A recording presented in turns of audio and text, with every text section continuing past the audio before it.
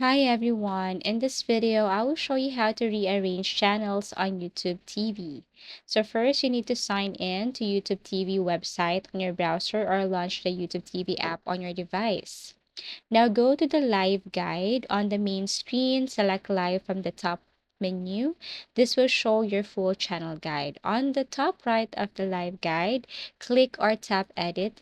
It may appear as edit channels right here, or you can tap the sort. You will see the sort right here.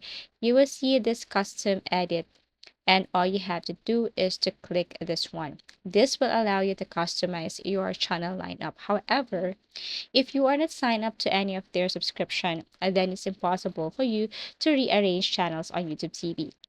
You need to subscribe to their plan in order for you to rearrange channels. So once subscribed, you can drag and drop channels in the order you want. On mobile devices, you may need to tap and hold a channel, then drag it to your preferred spot. Channels you use can be moved to the top for quick access. After rearranging, make sure to click done or save to keep your channel order.